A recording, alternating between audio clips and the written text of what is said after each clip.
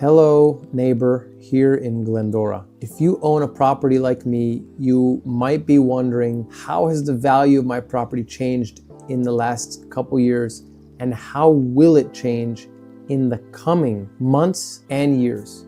And so I have put together a quick real estate market analysis for the month of August to show you the real data with empirical evidence combined with my boots on the ground experience to allow you to make an informed decision. Whether you're looking to buy a property or possibly sell a property, I want you to have the information to make an informed decision going forward. And before I jump into this data, I'm going to talk about the market data, the interest rates, what it would cost to buy a home today, and what it would cost to sell a home today. And so before I jump into all that data, my name is Marcus Ibrahim. I lead a team of realtors here in Glendora called Team Ibrahim.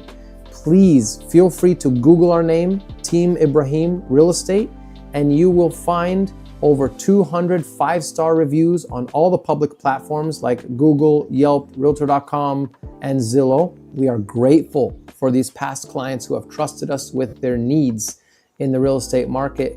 And I would encourage you right now to pause, go to the description of this video, and copy my phone number and put it into your phone. That way, when you finish watching this video, if you like what you hear, text me immediately and just say, Marcus, I watched your video. I'm thinking about buying a home. Can you walk me through the process? Or Marcus, I watched your video. I'm thinking about selling a home. Would you please do a free analysis and give me some guidance on what to expect if I were to go down that road? I'd be more than happy to give you a completely free consultation. Now let's jump right in. I'm going to try to keep it brief yet detailed so that you walk away with real value. Okay, my first graph shows you the new listings. Every month, new listings hit the market, and yet there's a great cyclical effect here. You'll see in the springtime, there's more new listings, and in the winter, they go down. More, down, more, less, more, less. More, and now here we are in the second half of the year where the new listings are each month are declining. So I'm expecting less new inventory toward the end of the year. The second graph shows you active listings. These are listings that are actually on the market. And as you will see from the last 5 years, there is a clear uptrend of more inventory each year on the market. So the inventory is increasing, which means there's more options for buyers and more competition among sellers. Next, we have days on market.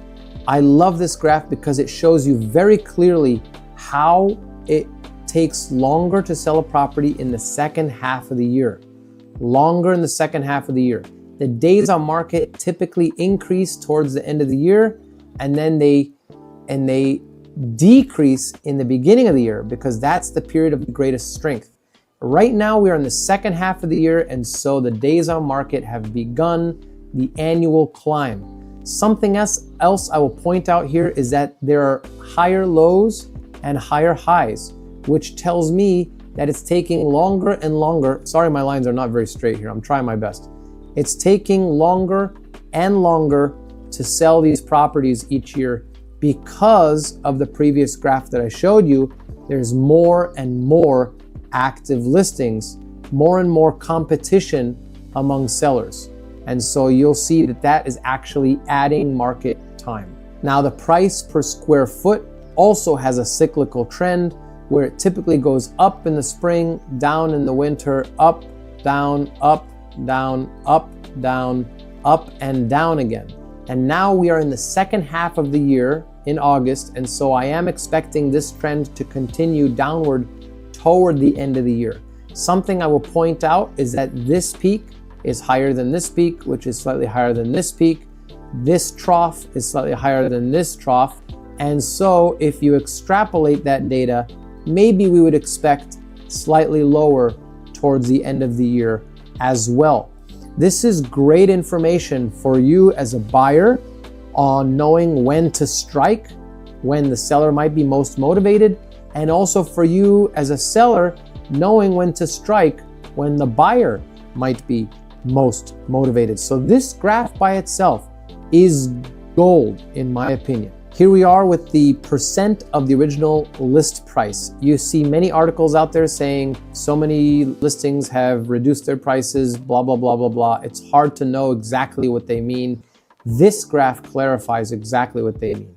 This shows you that in 2022, interest rates jumped from 3 to 7%. When that happened, sellers were accepting significantly below list price. Prices were dropping dramatically, as I showed you in the previous graph of the price per square foot. This here shows you that in 2023, people were getting pretty much what they were asking until the end of the year. And then in 2024, the same thing happened, but the slide began earlier in the year. 2025, same thing happened, but the slide happened much earlier in the year. Now, 2026, barely, and then the slide began very soon, very early in the year. And so I do expect this slide to continue and sellers to be more motivated to sell their properties because there's going to be more and more competition among sellers and more hesitation among buyers. However, it's not the end of the world. Let me explain what's currently happening right now with interest rates. This is a graph of interest rates over the last 5 years. In 2022, we were down here at 3% until the Fed decided to raise rates and inflation expectations went up and rates jumped from 3 to 7%, almost seemingly overnight, but really that's probably 1 year, 6 months to 1 year. Then they've been hovering around here. Okay, there's a range between 8% and the lowest we've seen was 6%. And this past year, it came all the way down to the magical 5.99 number. Everyone was so excited. And then the United States and Israel attacked Iran, which caused oil prices to jump, inflation expectations to jump, and as a result, interest rates to also jump. So right now we are hovering right around 6.75. This is a survey of the Mortgage Bankers Association interest rates offered.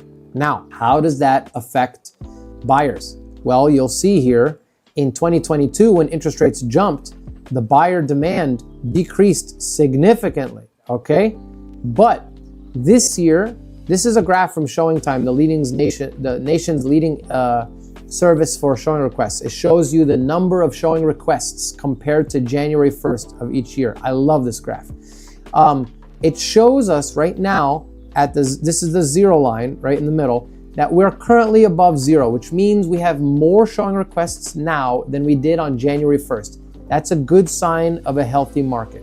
However, this graph will hopefully shine some very important light on the two most important months of the year, November and December.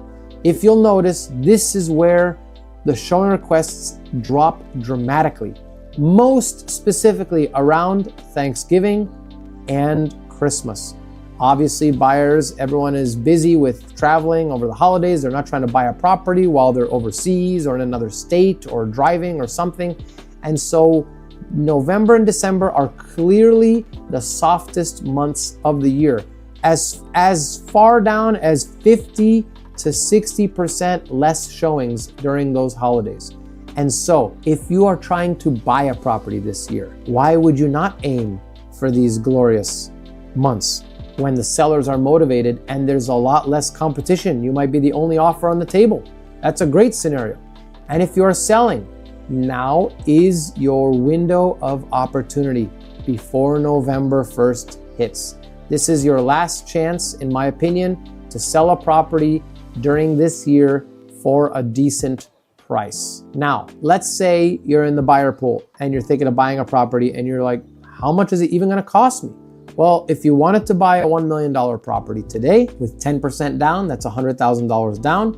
And assuming you pay 1.2% in property taxes every year, and assuming you pay $2,000 in home insurance every year, that's this whole side that I just outlined. Sorry, I forgot to give you my outline. That would come out to a total payment of $7,600. That includes your taxes, your insurance, your private mortgage insurance, and your principal and interest. Everything adds up to $7,600 a month. How much does it take? How much do you need to make to afford a payment of $7,600 a month. Well, just multiply it by 2. $15,000 a month of income allows you to buy a $1 million home with a $7,600 a month payment, assuming you put 10% down. Now, let's say you want to buy a $2 million home. Double it. 30 grand a month, 360,000 a year for the whole family, everyone who's applying for the loan. That's what it would take to buy a property at today's interest rates and roughly today's prices. Now, if you were selling a home and you're thinking, what would I actually walk away with at the end of the day? Let's say I sold my $1 million home. How much do I actually take home?